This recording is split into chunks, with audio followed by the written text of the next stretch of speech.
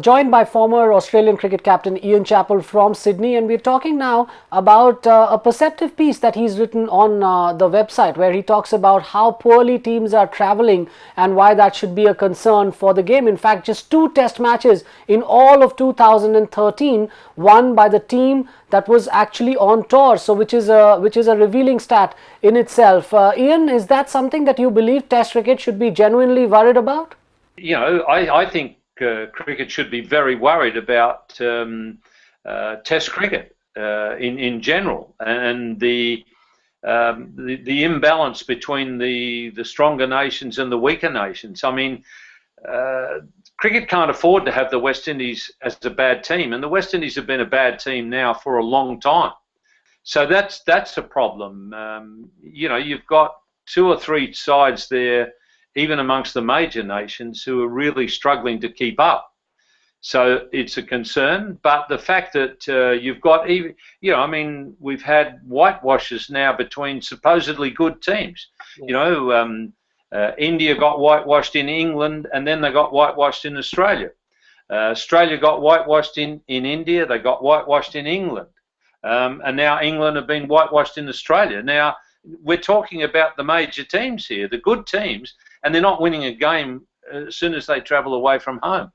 Now, you know, I think one of the reasons is it's almost impossible for the touring side to turn things around if they start badly on a tour, because they don't. One, there's not the lead-in matches that there used to be, and I'm not suggesting that you go back to the days where you had 10 lead-in matches in a tour, but you know, surely there's got to be a better preparation for the touring party.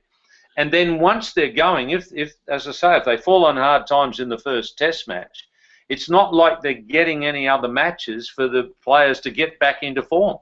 Whereas in days gone by, when you toured, at least you had some tour matches in between tests.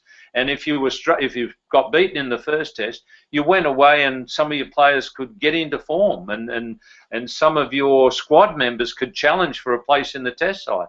You know, that just doesn't happen at the moment, and therefore I'm not surprised that the touring teams are having real trouble winning a game away from home. Ian, in this piece that you've written on the website, you've suggested various radical steps that perhaps could be taken. One, just take us through some of these suggestions that you're making, but more importantly, do you believe any of this will actually be implemented?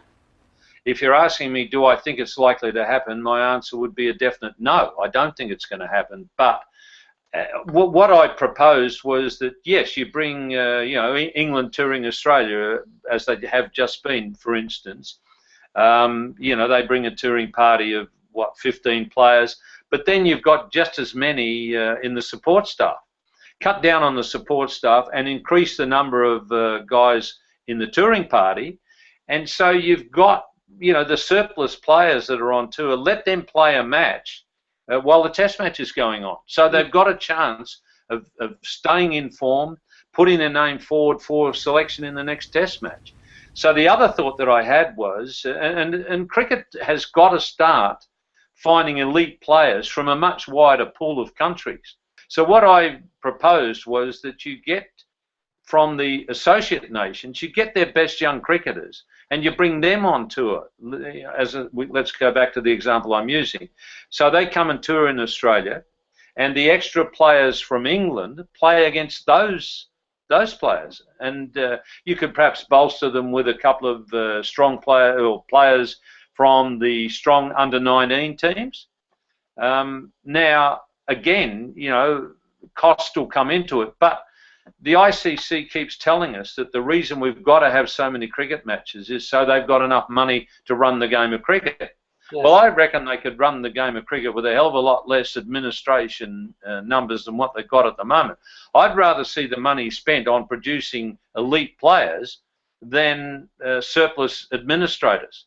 Just before we let you go, Ian, just thoughts on a large number of 2 test match series that are being played. India's going to be playing 3 consecutive 2 test series. Even the touring team to England these days, the first team that tours, tends to play a 2 test series. Rahul Dravid recently on ESPNcricinfo described it as a nothingness of a nothing. Where do you stand on all of this?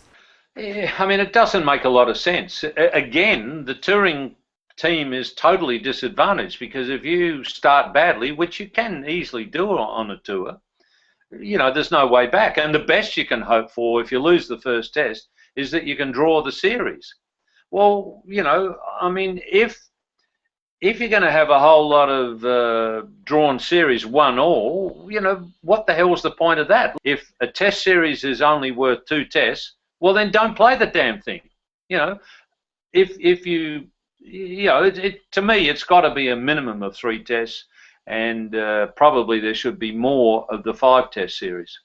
Well, thank you so much for your time, Ian. England perhaps would have liked a 2-test match series for the Ashes given the pasting that they got at the hands of the Aussies, but that conversation perhaps is for another day.